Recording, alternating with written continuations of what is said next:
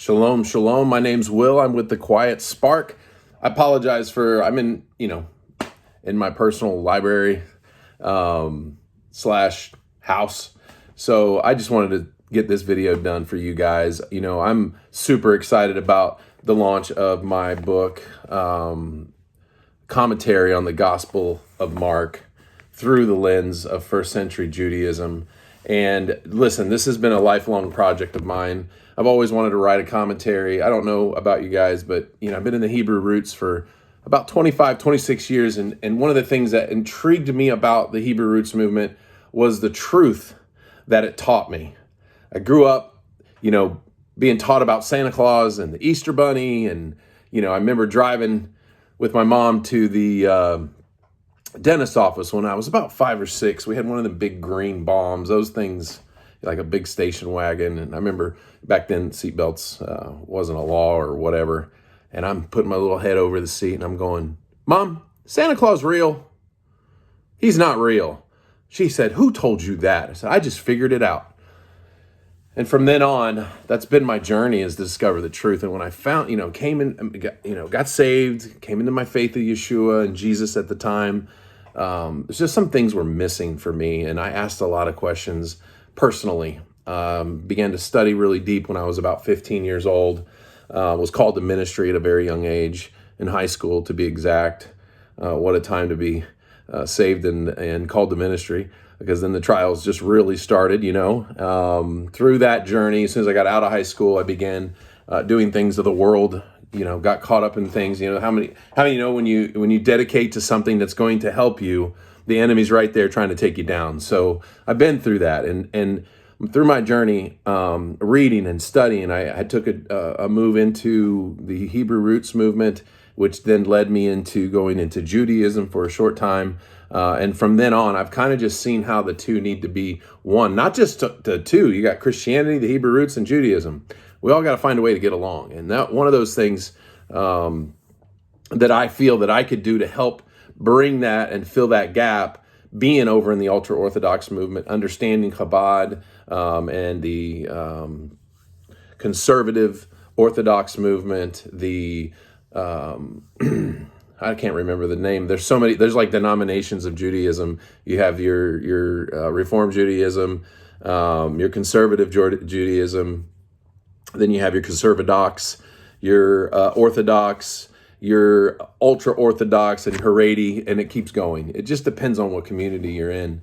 And same thing with Christianity. We have that now. Even in the Hebrew roots, we've got sacred namers. We've got Hebrew roots. We don't know what we're called. We just don't want to identify with either Messianic or Hebrew, because both of them have kind of, we're still young, and God is teaching us more and more over the years. And through my years, I've seen that there's issues. So only thing I could do, I don't talk much. I haven't spoken publicly in a few years. I kind of hung my hat up on that. I was in ministry 25 years, helped other ministries grow, had my own for a while. So anyway, I'm saying all that to say this. I'm excited about this book because Mark has been my favorite gospel. I was stuck in chapter 5 for 7 years. And now I've finally put it all together, all my thoughts together over the years, and published this myself, designed the book and everything else. So I'm just saying this to those of you who found this page, whether it was through a Facebook ad or you found it on my website at williambogus.com, wherever it was. I just wanted to share a little bit about me and then share about something in the book. And I know if you're watching this, there is a link that brought you here. And the question is, what is this other side that every time Yeshua is in a boat or on one side of the land, it says, and they went over to the other side. And it's mentioned many times in Mark. And right after it's mentioned, some event happens that just kind of just blows your mind, But in Judaism, this term "other side" is very common. It's a common understanding in especially the Hasidic movement. It's called Sitra Achra in the Hebrew or Aramaic. It's a term that means the other side of holiness. Sorry, I just bumped. I don't even have a great stand for my video. But it's the other side of holiness. Whatever is not holy is considered Sitra Achra. And then there's different gradations of what levels there are. There's the complete evil. There's the not completely evil, and then there's what they call the intermediate, and then they go to the not perfectly righteous to perfectly righteous, and then in the middle stands this middle grade. So Yeshua takes his disciples, puts them in the boat. It says they go to the other side, and during that journey, a storm rises up, and Yeshua's laying in the boat. And he's asleep. He's not bothered by none of this. And his disciples scream on this journey to the other side, or through the other side, "We're going to die. How can he just be there? Are you just going to let us die out here?" So when Yeshua says, "Let us go to the other side," the phrase carries far more weight than a travel destination. And I'm reading this directly from the book, so if you see my head going down and up, that's just what I'm doing. In Mark's gospel, the other side is always theologically freighted. It is not merely the opposite shore. It's the domain of what is different, foreign, impure, and resistant to the kingdom's order. It is Gentile territory where they were headed in Mark chapter 4, at the end of Mark chapter 4, verses 35 and on. And I'll read that text to you. It says, "On that day, when evening had come, he said to them, 'Let us go across to the other side.' And having the crowd, they took him with them in the boat, just as he was. And other boats were with him, and a great windstorm arose, and the waters were breaking into the boat, so that the boat was already filling. But he was in the stern, asleep on the cushion. And they woke him and said to him, 'Teacher,' or 'Rabbi,' 'do you not care that we are perishing?' And he awoke and rebuked the wind and said to the sea, 'Peace, shalom, be still.' And the wind ceased. And there was a great calm. And he said to them, 'Why are you so afraid? Have you still no faith, no emunah?'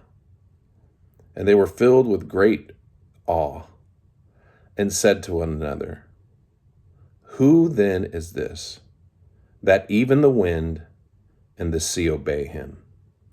The other side is more than geography in the Hebraic mindset. It means the other side of holiness. The story goes on when they get to the other side of the lake in Mark chapter 5. You know, they encounter, Yeshua steps out of the boat and this man runs to him and falls at his feet. They describe this man as someone who cannot be bound by chains or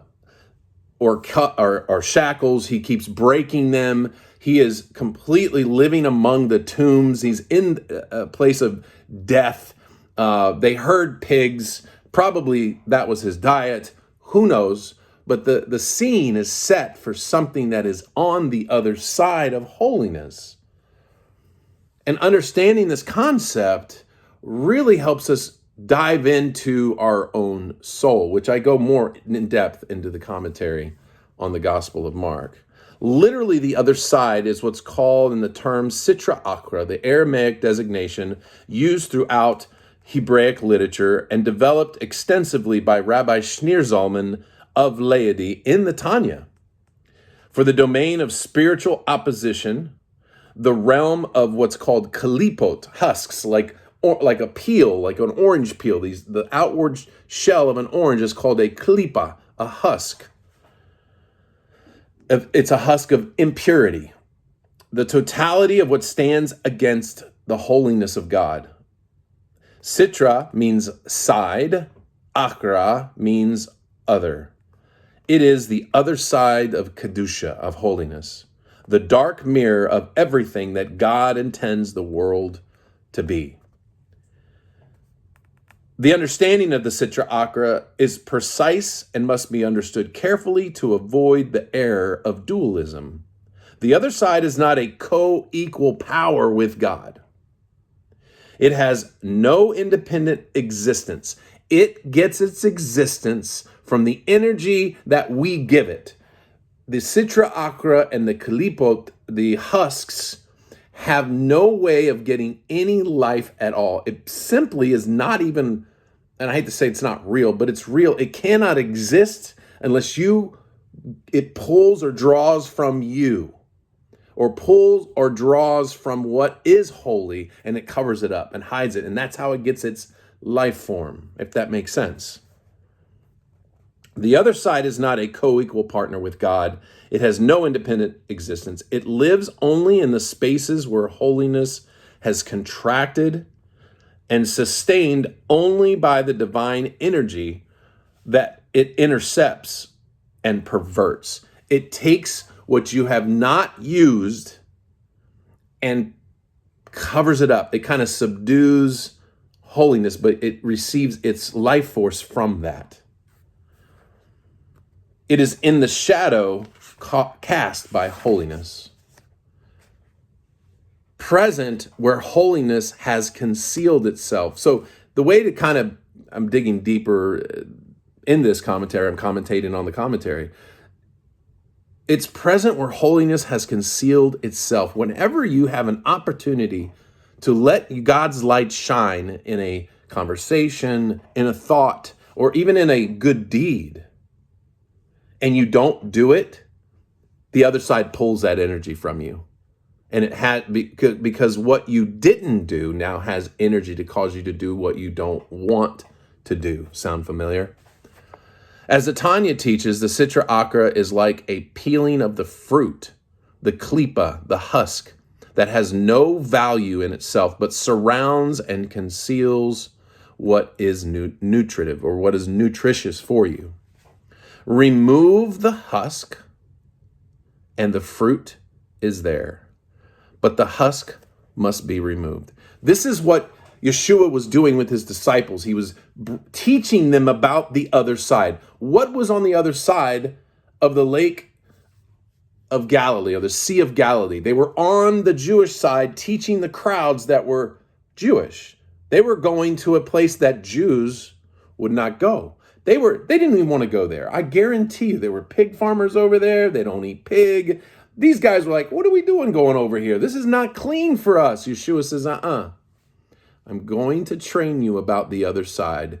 Don't fear what you have to cross.